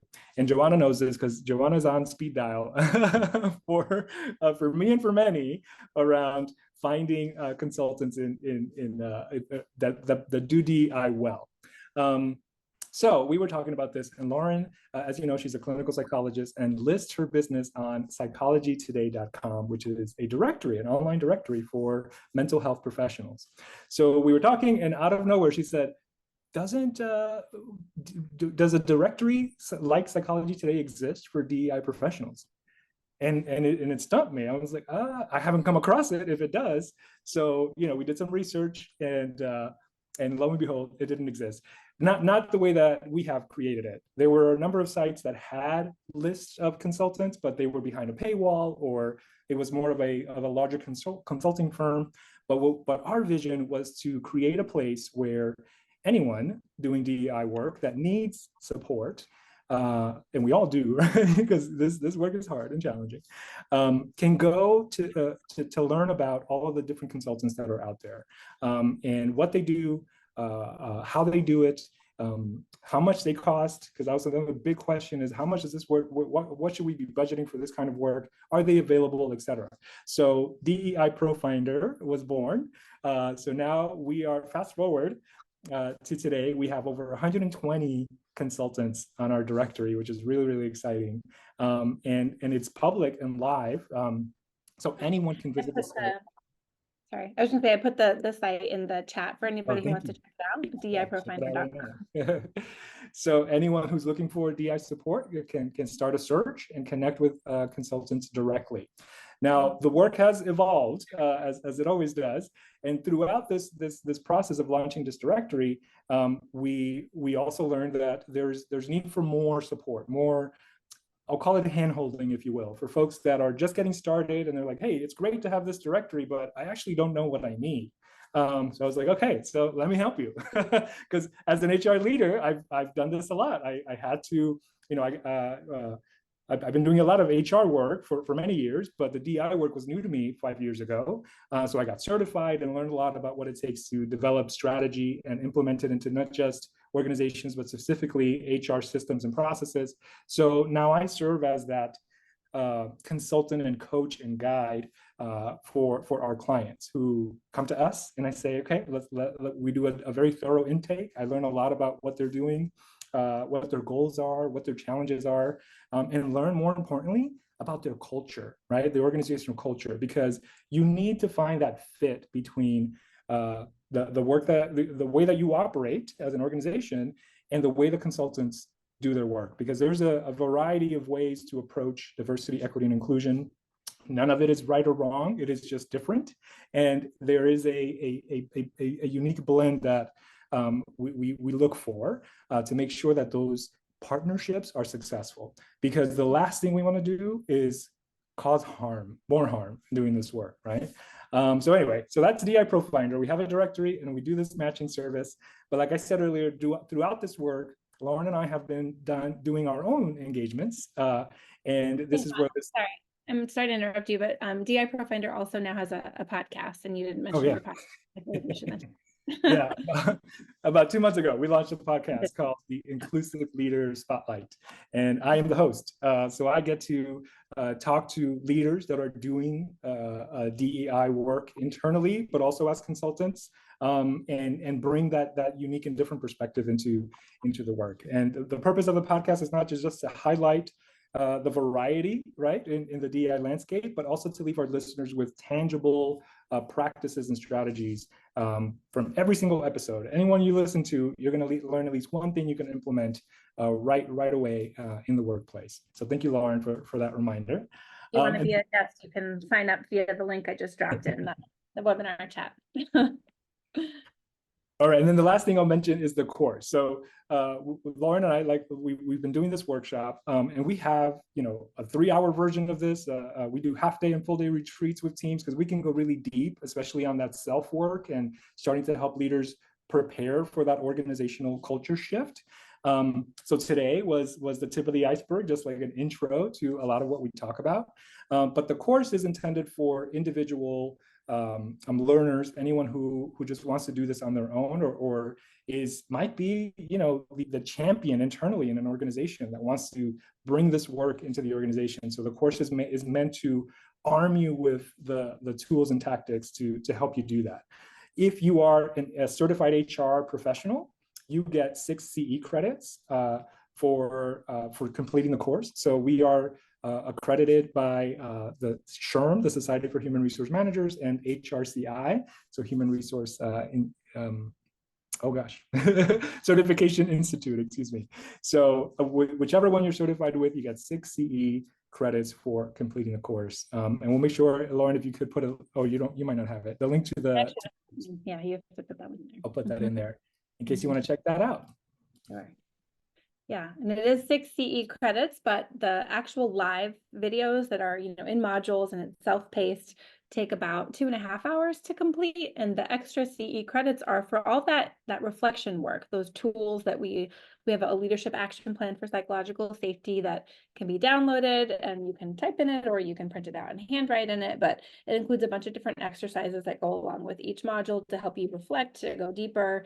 And then you have sort of this learning tool that you can carry with you, right? The sort of artifact of your learning and your growth that you can reflect upon and continue to build upon over time. And the personal and professional values for exercise that I mentioned earlier is in there. But what we will do is we'll take a snippet of the booklet and make sure to share that with DLA so that they can share it out with all of today's participants, so that you can do that personal and professional value sort on your own time, regardless of whether or not you would like to engage in the full course. So, Excellent. great. No, I think that's great. I just really, I think it's so important because as we look at this work, and that's, Juan and I had this conversation when he called me and he was like, hey, does, DLA have a director? I'm like, no, but I need one, because I end up being, no joke, right? So like my daily, thing is people calling or emailing me, asking me, hey, Joanna, do you know anyone that can talk about, this idea or microaggression, and I'm like, yep, let me look. And I end up pulling up, so this is such a wonderful, kind of repository of information that folks can go to and then vet. Because the one thing is personalities and topics and expertise in areas, they're very nuanced. So you want to ensure that it's a good fit, because people go, oh, I didn't have very good DEI, training. I'm like, that's because you didn't have the correct DEI trainer. That's all, you know what I'm saying? It's always about everything ain't for everybody. That's what everything ain't for everybody. So it's probably the same with you, Lauren. You've probably had some folks, that you've worked with and thought, I'm probably not the person for you. Yeah. You know what I mean? It's not an estimation of your ability. It's just a matter of fit, and what makes sense. And so that's why I thought this was so brilliant. So I'm so pleased you all were able to kind of bring that to fruition and have this kind of training available. So I'm hoping a few folks take advantage of that, both listening to the podcast and also signing up for the extended training. I want to get to some of our questions in the Q&A area, and we have a treat because our co-founder, Mr. Marion Kelly with Mayo Clinic, is on. I'd love to bring him on live in just a few to just ask some questions and give some commentary to what he heard today. So I want to first just pose the first question. I've put kind of the condensed version of it in the chat so everyone can see. But Dr. Cliff Moon talks about the fact that institutions and organizations are increasingly becoming more culturally diverse, right? So diverse attitudes, values, backgrounds. And so the idea was if you could speak to the role of culture in terms of creating psychologically safe and brave spaces. So if we could just touch on the idea of culture in reference to this, psychologically safe and brave space we've been talking about. So that's Dr. Moon's question. Mhm. Great question. Absolutely. Yeah, it's a Yeah. great question, especially given how when we talk about culture, right? Culture means so many different things depending on how we're talking about it. So I'm sort of hearing this as talking about organizational culture, right? Rather than the cultures or ethnicities or communities from which we come, right? Though all of those also come together to create a new culture in our workspaces. And so I definitely think, we have experience, and Juan can jump in on this, but the organizational culture is often driven by the top, right? Unfortunately, or fortunately, right, depending on who you have at the top, right? But we really want to make sure that we're working with leaders to make sure that leaders understand the importance of psychological safety, which is actually a connection to another question I saw in the Q&A, right? How do you teach your C-suite execs about psychological safety for lower level staff, right? And that looks really different depending on the team that you're working with, right? And depending on the leaders that you're working with. But in large part, we have to make sure that leaders understand the importance of psychological safety, that they know what it means, that they know what it looks like, that they know how to model it and how to bring it into all of their interactions with their team, one-on-one and group level, and in the other kind of organizational, systemic, and structural ways that Juan was really explaining earlier. So there are a lot of different ways that we need to work with organizations, and then we kind of jump in, but we often start at the leadership level, because if the people who are on a team don't feel safe because of their leaders, regardless of what you do together, you're not going to get that real sense of true belonging and true safety if that's not something that extends across the different levels of the organization, right? What you get instead is a sort of division, right? Us versus them. And it's not something that works in such a symbiotic way, right? And that leads to the most productive outcomes and that kind of bottom line attainment that a lot of organizations are looking for. So I don't know if what you want to add to that one, but sort of initial.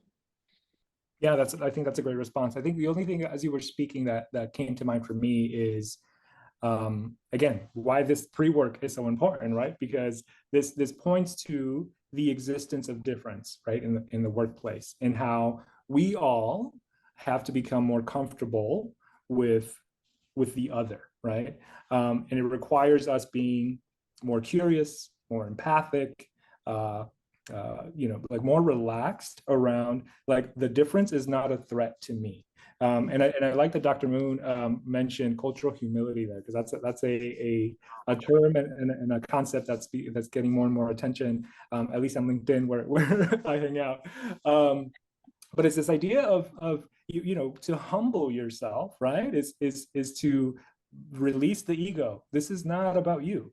This is about the collective and how we can all thrive together. It's not, in order for someone else to thrive, doesn't mean I have to lose or I have to give something up. It means that we're becoming stronger and better together. But it requires an effort, right, at the individual level. Oh, I love that. And so we have Mr. Marion Kelly joining us. Marion, by the way, I've never seen someone tie a bow tie. Don't laugh, but I was like, that is impressive that you are not even looking in a mirror. So I'm fascinated by that. So I welcome you. Thank you so much for joining us. And I just want to very quickly, as we talk through, I would love for you all to answer this because Marion, this was a part of your question. But we have Darlene Ship that asked a question in the Q&A area. And by the way, Darlene, compliments to you too, said that this was their first webinar with DLA, which I'm so thrilled when people are joining us for the first time. And Darlene mentioned that this was absolutely amazing. So thank you. So thank you for that, Darlene. But the question was around this idea, again, of effective and impactful ways to get senior leaders on board with this notion of psychological safety, and the value around it. When some of them, as Darlene mentions in here, are themselves burned out. Right. So they've been talking about this and they're getting, and Marion, we've heard this when we talk to our executive team. We have a group of leaders that are saying, you're not doing enough, do more, do more. And then we've got a group of leaders that are saying too much, too much. We've had enough DEI. We need to stop it, both from a funding perspective and a conversation perspective and a program perspective. So you've got those two camps that are pulling and tugging at the leaders, right? And the leaders are stuck in the middle. So I would love to kind of have this dialogue. So again, welcome, Marion. And I would love to maybe just talk a little bit through the idea of C-suite and leadership. So Marion, welcome. Thank you so much, Joanna. I didn't realize that I had a tie on until you mentioned it. And I thought, oh my God, I haven't tied it. So I had to tie it right quick. So sorry if that came across on screen for everyone. I felt like I was great. Lauren and Juan, thank you very much. This has been enlightening, not just to me, but I'm sure to those that are on the workshop. Joanna, you look great for being a global traveler. I know you just got back from across the world, but you look phenomenal. The question that I posed before the workshop was over and the answers came through loud and clear. And so as I listen and the lens from which I sit and am sometimes cast into, I think what I'm hearing, and I'm sure that our presenters would agree, is that psychological safety is built and created, and that it's not a license to do and say what you want to do, nor is it a box to keep you in. Psychological safety is something that is built so that you protect your psyche as you are working in organizations and institutions, and even as if you're the entrepreneur, keeping your psyche safe so that you are not offended by or put off by the lack of psychological safety of others. And so when I think about this workshop, and this hour and a half by no means was enough. This wasn't like the COVID shot. Even with the COVID shot, you have to get boosters. And so I would encourage our audience to consider signing up for training, to take it to the next level. Because as we think about unveiling this onion, the onion gets stronger as you get to the middle. As you think about unveiling this onion, it's inclusive of understanding organizational culture. It's inclusive of understanding personalities that you manage and that manage you. It's inclusive of understanding corporate culture. It's inclusive of understanding how to listen and feel stimuli that's created in your day-to-day work. And all of that is building and strengthening a muscle that you have called psychological safety. And so I'm delighted that our education committee agreed that this was the workshop that we needed. Because as you all know, Joanna was exactly right that we have audiences saying, oh, that's too much, or oh, it's not enough. And our corporate partners that are now in that space that DEI is not necessarily the right thing to do right now. It's not really just DEI work. This is work that we need to understand how to navigate and stay within the path of upward trajectory of our own personal career growth, as well as growing the corporate organizations or the businesses that we run. And so kudos to you, Lauren and Juan. Your last names are close to one of my favorite groups. It's Tavares. There was a group called Tavares when I was growing up. You are much too young to know that group. And so I'm delighted to be here today. And thank you so much for showing up and showing out. Thank you so much. Thank you so much. Yeah. I would love to hear kind of your, and we have one last question that I've kind of posed in the chat there, but I would love to kind of hear your thoughts on effective and impactful ways. I can take that. Yeah. So it's a timely question because I'm working with a client right now where this is exactly what's going on. We have the HR leader and a body of the organization that is very eager to start the DEI work, but the leadership is not having it. At least they're open to a conversation though. So I am in the process of getting some of this work done. So here's been my strategy has been, again, I take my own medicine here, right? So approaching this from a place of curiosity, right? I'm not going to make any assumptions about why these individuals don't want to do diversity, equity, and inclusion work, or where they might be on the spectrum, right?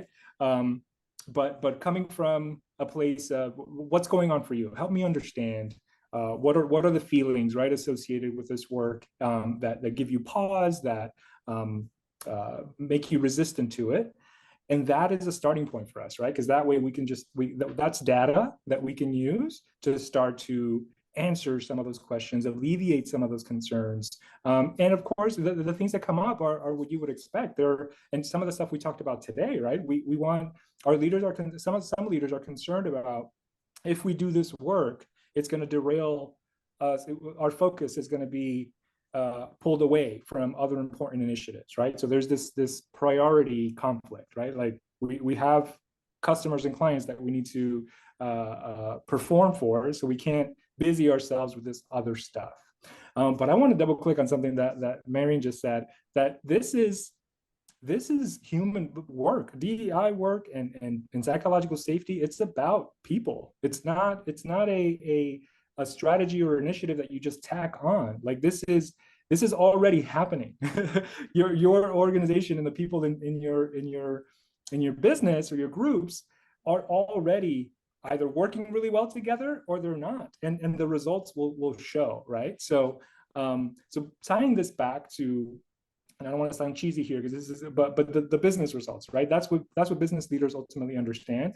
That's not I dislike it because it almost like devalues, right, some of what this work really is. But in order to get the foot in the door, in order for our leaders to start to shift their minds around this, they have to understand that bottom line is like, you want more engaged and productive employees so that they can serve your clients better, then this is a must-have, especially in today's world. And if you need evidence to understand that, like, it's everywhere, and we're happy to show you that.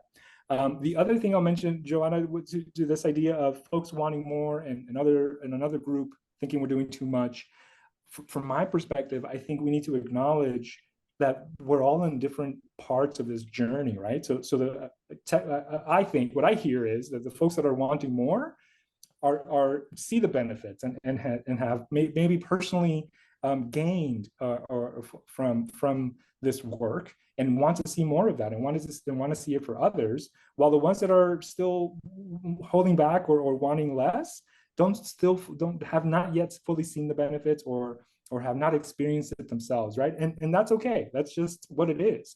But it isn't about pitting this group against each other. It's about finding that balance where we try to meet everyone's needs while moving this work forward. That's Sure. so powerful and so true. And the last part I just wanted to mention in the question, another question from Dr. Moon is the idea of rest. So he talks about kind of having to put the external environment sometimes, not disconnect from it completely, but just kind of resting from it. And I mean, there is such a thing as racial battle fatigue. You know, when, and you all know this, if this, and Maren, you know this, the work that we do, sometimes you're just tired. There are days where I'm like, please don't ask me another question about, about what's going on, because we're exhausted, right? Because it oftentimes falls on that one or two people, one or two individuals within an organization that are like, make us great, make us, diverse, make us inclusive. And, you all mentioned it, and I'll mention it again, is this idea that psychological safety, DEI, all of this work is everybody's job. Just like we look at organizations that have zero tolerance around safety, it's like not only the people. I used to work for a utility. It wasn't just the people that were climbing the poles that were saying you need to be safe. We had zero tolerance around it. It was like everybody needs to be safe, and we had measurements, to say, oh, not everyone was being safe, working safely. And so I think we need to have that same kind of threshold and tolerance around diversity and equity and inclusion, and in making it everyone's job, even the person sitting in accounting that says this has nothing to do with me, and feel very disconnected from the process. And so that's the one thing that I just want us to get closer to. I have to tell you, I'm getting comments, and I'm also getting text messages from people saying this was so good, can we repeat it at conference? I love that. I love when I hear that. So that's when you've kind of knocked it out of the park. So kudos to you all. Speaking of which, I will take a moment now to announce, and I think we mentioned it but didn't mention the dates. October 3rd and 4th is the DLA annual conference. Thursday will be a virtual day, and then we will be back in person on Friday, the 4th, for our equity town hall of sessions. So please mark your calendars for that now, and sponsorship packets are always available. We're always looking for sponsors. So if you know anyone that wants to sponsor, please send them our way. As we close off today, do we want to talk about rest as our last data point? And then I will close this out here for the day. Ron, Lauren? Absolutely. Oh, I love talking about rest. Sure. Rest is so crucial, truly. I mean, for all of us as human beings, something we talk about a lot in my field as a psychologist, right? Helping people recognize the importance of finding balance in our lives, right? And recognizing who we are, again, as human beings, not as worker bees. And that can be a really murky line, especially for people who are doing work in nonprofit sectors, people who are doing work that is really mission driven, that is really, pushing the needle forward on things that are important to us as humans and important to humanity at large, right? Like DEI, right? Something that's so important to us and important for us to continue to work on and work towards. And at the same time, I get kind of tired of like the buzz phrase of self-care, but it really is so important for us to take care of our very selves in order for us to continue to do the work so that we don't get burnt out, so that we don't become jaded or fatigued or irritable or angry or all of the, the other parts of us that show up when we are sleep deprived and tired of not having the time that we need to refuel, right? And that time looks so different for everybody. And the cliche of like get a massage or do your nails, like that's great if that's works for you, but some people need to pour themselves into their families, right? And to really connect with their families. And some people need to be alone, and that's good too, right? And we have to kind of figure out what's right for us and make sure that we're prioritizing time for that, right? Not getting to it if and when these other things get done, but scheduling it into your life and making it part of your lifestyle. And really, if you do want the value sort exercise that you'll likely do after this workshop, taking a look at if self-care, rest, restoration, if those aren't values that show up for you, if those aren't things that matter to you, maybe you could afford to realign some of your focus around values, right? And kind of take a look at what might be more important to you that you've sort of been neglecting, right? Or maybe it's on your top 10 list of values, but you really haven't been making time for it or prioritizing it. And maybe that's why you're not feeling so great. And maybe that's why you can't, deal with a direct report, or all you do is all day think about how you can't wait for the weekend, right? So anyway, I definitely believe that rest is important, and that space is important. Space from work, space from society, right? I know you mentioned, Marian, the news, right? So I learn about news often through my clients. I'm just like, oh, I'm gonna Google that later. I didn't know that was going on in the real world, right? And so it's good for us to take that time and space to be where we are, and not to be overconnected and overstimulated by this incredibly sensory overloaded society in which we live because of technology, right? That gives us access to a ton of information, a lot of which we have no control over, right? And so that comes back to locus of control, and really focusing on what do I have control over, and let me give my attention to these things that I can control to feel empowered, to reduce my anxiety, and to just feel that balance. So true. Excellent. Closing words as we close out. Juan, Marian, closing words as we close out today's session. No, but thank you again, Lauren and Juan, for presenting today. I think, if it's possible to get you to the conference, that would be a great thing for us and our audience of up to 1,000 individuals that would be on. And I think it would be incredible knowledge for them to be able to take back to their places of work, places of play, places of prayer, wherever it is that they go from here. Awesome. Absolutely wonderful. Thank you so much to the both of you. Always, grateful to be in company with you two, in community with you two. Marian, thank you for your kind words, and thank you to all of you for joining us. As you know, the work that DLA does in the community would not be possible without the important contributions from its volunteers, sponsors, and board of director members. Again, thank you to Mr. Marian Kelly, co-founder of DLA, for his continued guidance and leadership of the organization for the past 20 plus years, and to our dedicated board of director members for helping to move the needle on social justice. As you can see in the background, you've been seeing things in the chat. That is Miss Ashley Troyer with the Goodyear Fire Department, who is helping to make today's webinar move so smoothly. Thank you, Ashley, for your contribution, and to Maria Radloff, who is our webmaster that makes us all look darn good online by helping to manage the DLA brand. We would not be able to do the work we do without our amazing sponsors who help to underwrite the programs that you see, such as the webinar you attended today. So special thank you to Mayo Clinic, the Tegna Foundation, which is Channel 12 News, and also Salt River Project, who are major sponsors and contributors to the programming for DLA year-round. I would love to invite you. We are going on a much needed break. Again, thank you to Dr. Lauren Taveras and Juan Taveras. We're humbled and grateful for your valuable time and contribution today. Can't wait to have you back. Listen, you've got an encore performance already requested, so more to come, more to come. But we're thankful for your time and contribution today. And we're thankful to all of you, our attendees. We don't for one instance take your time for granted. We know how hard it is, to take time away from work, to be present, to be mindful, and to have intentionality about attending this. We are going on a little bit of a summer hiatus, although I just came back from an international trip. But you talked about self-care, Lauren. That's mine. Mine is travel. Mine is to see the world. And so, I really highly recommend that people make that part of their self-care if that works for you. But we will be back in August. So please join us back here on August 22nd as we examine equity and allyship with storyteller and presenter, Mr. Frank Velasquez Jr. So again, August 22nd will be a webinar on equity and allyship, and you do not want to miss this great conversation with Frank Velasquez Jr. Thank you all for joining us for today's webinar. Have a great rest of the day. Please take care of yourself and take care of each other. Cheers. Bye-bye. Bye. Thank you. Thank you. Bye.